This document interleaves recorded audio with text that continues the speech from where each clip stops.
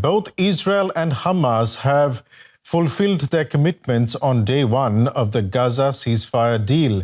3 Israeli hostages taken captive by Hamas in the October 7th terror attacks have been freed in return for dozens of Palestinians held in Israeli jails. Aid deliveries to Gaza are being stepped up as tens of thousands of Gazans return to cities devastated by 15 months of war. And DW's Tania Krämer has been following this story for us and joins me now from Jerusalem. Tania, you were at the hospital yesterday when the 3 Israeli hostages were reunited with their families. What do we know about their condition? Well, the medical team at the hospital said last night, they want the hostages now to focus on, being with their families, being with their friends, taking back control of their lives, because their medical condition allows that. That gives an indication that they're in relatively good health. I think there was also a sigh of relief, when the first pictures emerged, when they were handed over from Hamas, coming out of the vehicle there, going to the vehicle of to the car of the International Red Cross. They were standing on their own feet. They were able to walk. So they appeared to be in relatively okay health, so to speak, because a lot of the families, most of them didn't know in what condition their loved ones are, and there were also concerns because 2 of the hostages were actually injured when they were taken on October 7 in 2023. Now, they will be staying for a while in this hospital. There will be further medical checkups. They have all the support they need. And, medical teams there, they will have a long way of recovery, physically, but also obviously mentally after being 471 days in captivity. So far, does it look that this ceasefire is holding? Well, it appears that it's holding right now, but I think everyone is aware how complex and fragile the whole process will be. Now we have 42 days. Now we have a week until the next release of more hostages in exchange for Palestinian prisoners. We've seen they have been released very, very late in the early morning to the occupied West Bank, but also in East Jerusalem. And this, 3-phased ceasefire agreement. Right now, it's only a temporary ceasefire. So there are different elements that build on each other. So there are a lot of, occasions that there could be problems. Now, the main focus right now is also what does it mean to go into the second phase if all goes well now. This needs to be negotiated again with the mediators, and there have been already voices within the Israeli government saying that they don't want to negotiate for a permanent ceasefire. That phase also would then see the remaining 65 Israeli hostages being released, but also talks about a more permanent ceasefire. And some see this as a total surrender to Hamas. So it is unclear, whether it will come to this. There are also expectations that around 600 trucks a day will be able to make desperately needed deliveries to Gaza. Will that be enough, though? Well, I think, this is just the beginning. I think aid agencies and the United Nations hoping for more, but we have to understand, Gaza's own agriculture, own food chain has been completely destroyed. So this aid needs to go in, but this is only one component of all of this. We've heard and seen in the report, the immense destruction as well. People have been, those who can in the south, who were maybe displaced to the center of Gaza. They were moving back now to places in Khan Yunis and Rafah, putting up their tents on the places they saw their house destroyed. People have told me, okay, my house, it is tough, but I can rebuild it. But a lot of people have to struggle as well. They lost loved ones. We also know that about over 9,000 at least, and even more, the numbers are not, all there, are missing as well. There are a lot of people that are still buried under the rubble. So all this is awaiting people now in Gaza. Many have lost their livelihoods.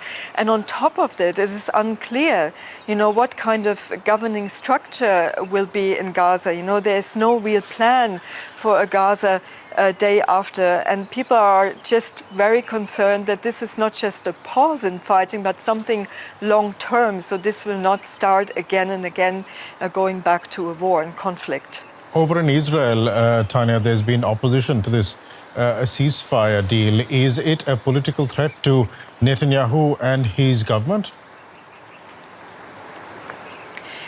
Well, I think what was discussed yesterday, you know, the pictures of Hamas militants again back in the streets in Gaza, the civil police being deployed there. Also late at night, the pictures from, Joy in Ramallah when the prisoners were released, most of them minors and female prisoners, young people. You know, this is for some parts of Israeli society and also in the government very hard to look at. We already had one of the far-right factions that left the government, the Jewish Power from National Security Minister Itamar Ben-Gvir. He resigned yesterday together with his party from the government. And we heard already from the other far-right party, Finance Minister Bezalel Smotrich, he has says he wants to go back to war, you know, so he doesn't really support the second phase of the deal. So this whole deal is very fragile, and we have to wait and see, you know, what will happen then. We'll leave it there for the moment. DW's Tania Krämer in Jerusalem. Thanks very much for that. Let's get more from Amjad Shawa. He is head of the Palestinian Non-Governmental Organizations Network, and he joins us now from Deir Al Balah in the central Gaza Strip. Welcome, Mr. Shawa. Can you tell us what the latest situation in Gaza is at the moment? Is this ceasefire holding? This is the first morning that we waked up with no updates regarding the killing or destruction that we witnessed along the 15 months ago. This is the first morning that I could see that faces are more relaxed than before. And I cannot say that we celebrated because still that we have a lot of pain, a lot of sadness amongst the people that they lost their beloved one. Not to forget that according to the Ministry of Health records, we have 47,000 people who are killed. 70% of them were children and women. And at the same time, yes, part of the people could manage to go to the neighborhoods that they used to stay in, and most of the people lost their homes, and which was destroyed along the 15 months. And we have 110,000 people who were injured. Most of them were children and women. Still pains and there, and also that the famine, which is still there, and people who are staying in tents, 110,000 tents all over Gaza Strip. So needs are huge, and we have very limited quantities still of aid is entering, which is in need to be increased, and at the same time to sustain the ceasefire, that people to have more quiet days in the future. I did want to talk to you about the aid that is coming in to the Gaza Strip. There were reports that upwards of 600 trucks made it into the Gaza Strip on the Sunday. How long does that need to continue to be able to be of a significant help to the people of Gaza?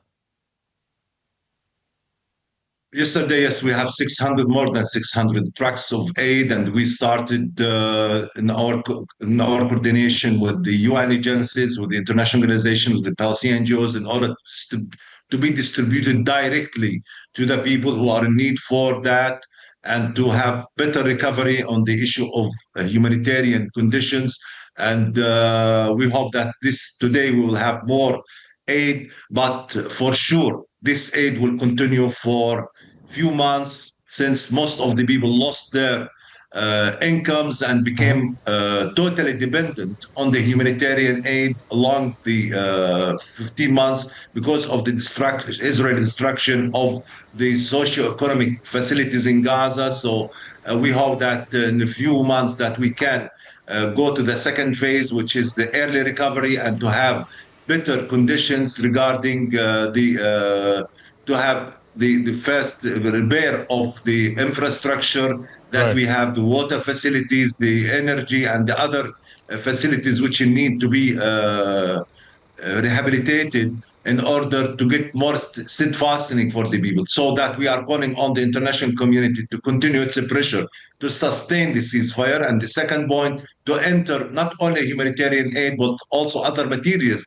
which is connected to the life saving and to the medical facilities, which is in bad need for the habitation.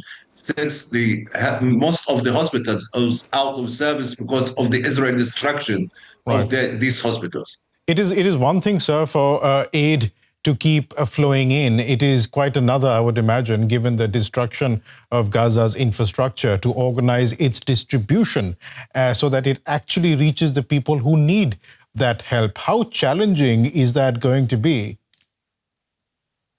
It's very challenging, yes, and we are trying our best to reach with aid to each family in Gaza Strip. And one of the biggest challenges, it's the moving of the people now, since the people lost their homes, and part of the people managed to go to the places that they used to live in. And the next week, we hope that the other part of the people, hundreds of thousands, will manage to go to the Gaza and north. So the shelter items, which is highly needed, more tents is needed, so we can establish new sites for the people to stay in. And while these conditions will continue, we hope that the more aid will get in as soon as possible. And just to remind everyone that we lost 8 lives in the last few weeks because of the frozen weather in Gaza Strip, and no blankets, no winter clothes. Most of the families lost their properties under the rubble of their homes. We have 45 million tons of debris all over Gaza Strip because of the Israel destruction to the different neighborhoods and facilities in Gaza Strip. So this is an urgent call that how much we can help Gazans to be recovered. This will help on sustaining this ceasefire, and the Gazans deserve to live in peace and to have to focus. And I'm looking that the international reporters can get in Gaza to see by their own eyes the real face of the Israeli destruction of Gaza Strip. And already we have started our process to collect the bodies under the rubble of our homes. We have 10,000 bodies which is missed, and we are trying to collect these bodies to be buried in dignity way. We'll leave it there for the moment, but thanks so much for joining us and providing us that update. Amjad Shawa, head of the Palestinian NGO network. Thank you, sir. Thank you.